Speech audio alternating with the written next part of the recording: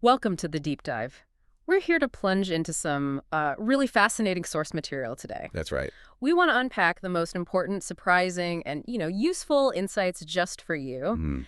And today we're looking at something that, well, it sounds like it could genuinely redefine our future, Yeah, possibly bringing 6G technology into our lives maybe sooner than a lot of people think. exactly. Our source for this is a pretty recent BBC News report, Okay. and it's focusing on some uh, really groundbreaking research. It's happening right now at the University of Bristol. Right, Bristol. And our mission today, it's pretty clear. We're going to try and figure out what this specific breakthrough actually is, Mhm. understand why it's getting so much attention, so much buzz, Mhm. and really importantly, connect the dots for you. What could it actually mean for your everyday life in, say, the next few years? Crucial context. Honestly, talking about tech that could just fundamentally change things, that, for me, that's where it gets really exciting. Absolutely. Yeah. And I think it's important to understand right at the start that, the jump from 5G to 6G, it's not just like a faster version of what we have now. Okay, not just incremental. No, not at all. It requires a truly uh, radical upgrade Right. to the fundamental layers of technology, the stuff underneath the surface. It's a bedrock, kind of. Precisely. The bedrock that makes all those, dazzling applications even possible in the first place. Okay, that makes a lot of sense. So the BBC report is saying this isn't just a small step. It needs a radical shift in the basic tech. Yep. So what specifically is the bottleneck they're hitting with 5G? What needs to really change for 6G? Well, the source material points pretty directly at the core semiconductor components, Ah, okay. specifically the radio frequency amplifiers. Yeah. These are often made from a material called gallium nitride. You'll see it abbreviated as GaN. Again, right. Heard of it. Yeah.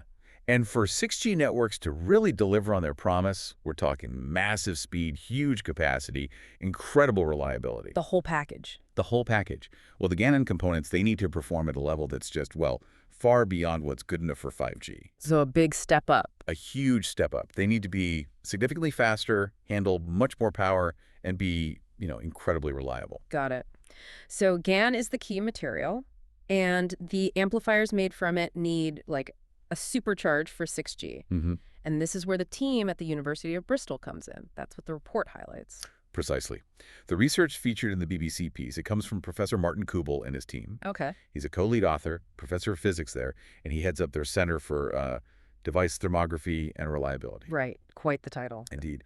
And his team at Bristol, they are directly focused on pushing the limits of semiconductor tech, specifically to speed up 6G development. So what exactly did they do? Were they just trying to tweak the existing GaN stuff, make it a bit better, or Well, they were testing a new architecture for these GaN amplifiers. new architecture? Yeah. Okay. Yeah, specifically aiming to increase their efficiency. They were really pushing the boundaries, of how these components are designed and how they perform under stress. And this is where the story gets, well, really interesting, according to the report. While they were testing this new approach, they kind of stumbled onto something unexpected, right? They did, yeah. What was the discovery? What did they find? They discovered what they've actually termed a latch effect. A latch effect. Yes, within the gallium nitride material itself. Huh. A latch effect. That sounds Yeah. technical. Why is finding that specific thing such a big deal? What does it actually do? Well, the significance, as the report explains it, is that this latch effect basically unlocked a level of radio frequency device performance Okay. that was just significantly greater than they'd even anticipated. Wow. It's almost like finding a hidden gear or property within the material itself. Right. That, when you trigger it or latch it, Yeah. it suddenly allows the amplifier to perform at a much, much higher capability. Wow.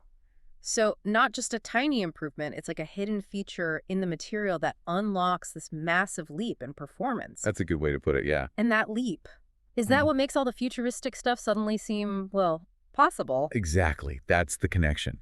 The Mhm. source material makes it really clear that this newly unlocked accelerated performance Mm. is what makes these previously almost unimaginable technologies more feasible More feasible. And and potentially widely available within the next decade. Within the next couple. That's the time frame they're suggesting. It's this capability to communicate and transfer just vast volumes of data. Right. Much, much faster than existing networks. Yeah. That's what underpins all those really eye-popping applications. Okay, let's dive into some of those applications the BBC report mentioned because, yeah, some of these sound absolutely transformative. They really do. I mean, the report specifically mentions things like self-driving cars. Right, we hear about those. But advanced enough to genuinely eliminate traffic jams, not just, navigate them better. Eliminate them entirely. Wow. That's the potential. It also talks about getting instant healthcare diagnoses right from the comfort of your own home. Instant diagnosis at home. Yeah, enabling really advanced remote diagnostics, maybe even remote surgery down the line. Remote surgery. Okay. That's incredible. It is. Plus, things like more immersive virtual classrooms and, get this, even virtual holiday tourism. Virtual holiday tour. Okay, now you're talking. Imagine, experiencing the Great Barrier Reef or the pyramids. Mhm. With such fidelity, it feels like you're actually there, but without leaving your living room. That's kind of wild. It is wild, and whether it's surgery or sightseeing, the common thread, as you said, is that need to move massive amounts of data almost instantly. Right. The speed and capacity. Precisely. So this fundamental breakthrough in the core semiconductor layer, enabled by using this latch effect, provides the necessary speed and just the sheer data capacity. Gotcha. To make those scenarios move from, futuristic concepts to actually realistic possibilities outside of a lab. And the timeline, then, for seeing these kinds of devices become, widespread, what does the source suggest on that? Well, the time frame mentioned by the experts, and this includes Professor Kubel himself, is bringing these next-generation devices to a commercial market within the next decade. Within the next 10 years. That's surprisingly soon for things like remote surgery becoming feasible. It feels soon, doesn't it? Yeah. Professor Kubel is quoted saying, this latch effect can be exploited for countless applications. And will help transform lives in many different ways. So this discovery is really being seen as a fundamental key, an enabler for a whole new wave of tech. Absolutely. It's not just about, your phone downloading a movie faster, although that will obviously happen too. Right, that's nice. But the core impact, the real impact, is enabling applications that could fundamentally change huge sectors.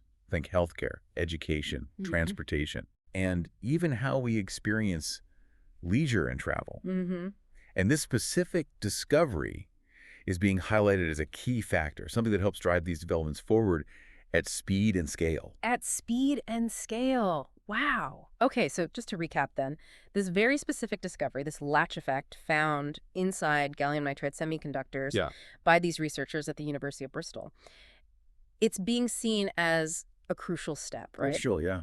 Unlocking the performance leap needed to actually enable the huge potential of 6G tech. That's it. And experts are pretty optimistic, aiming for these new devices to be commercially available within the next decade. It's a really clear summary of it. And it is, it's genuinely fascinating when you think about it. Yeah. How investigating the properties of a specific material, in a university lab could have a direct line to enabling things like instantaneous medical diagnoses across the globe or completely changing how we experience travel forever. It really makes you pause, doesn't it? And consider that the future isn't just faster versions of what we have now, but potentially entirely new ways of living and interacting. Instant healthcare, remote surgery. That's not just convenient, that's genuinely life-altering for so many people. It absolutely is. And, that raises a really profound question, perhaps, for you, the listener, to consider.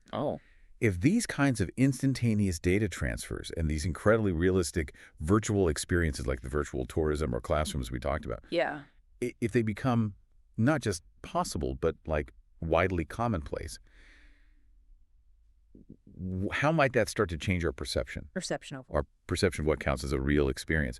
Or maybe shift the value we place on physical presence versus virtual presence. The source gives us these vivid examples, but the longer-term human implications, well, they're vast and really worth thinking about. That is a big thought to wrap your head around. It certainly gives you pause when you picture a world where a virtual experience could feel almost indistinguishable from the real thing. So, for you listening, what possibility from the source material, the self-driving cars, the home healthcare, those virtual holidays, maybe something else what feels the most exciting, or perhaps even a little bit surprising or unsettling, something to mull over until our next deep dive?